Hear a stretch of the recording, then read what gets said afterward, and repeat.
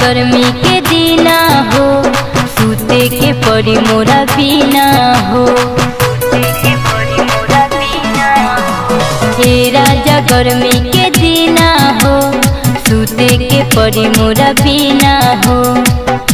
तबे मिली मजा राजा तबे मिली मजा राजा रोज दिन से बेसी लगावा दई बलमुआ पहिले बेडरूम में एसी लगवा दई सजनमा पहिले बेडरूम में एसी लगवा दई सजनमा पहिले बेडरूम में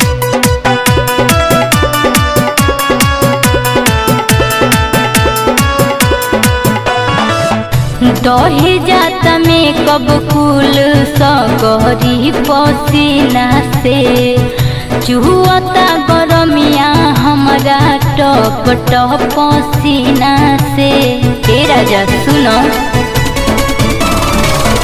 दही जाता में कब कुल सगरी पसीना से चुहता गरमिया हमारा टप टप पसीना से।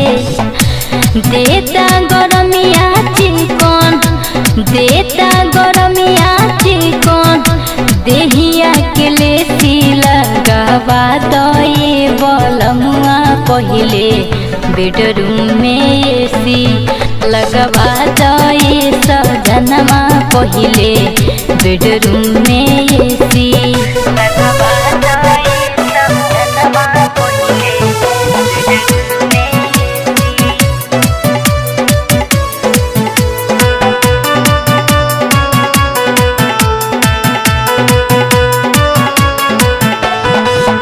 बाहर तो बेहाल पिया जी कर जितेंद्र सुतब हम सरे तू घर के अंदर।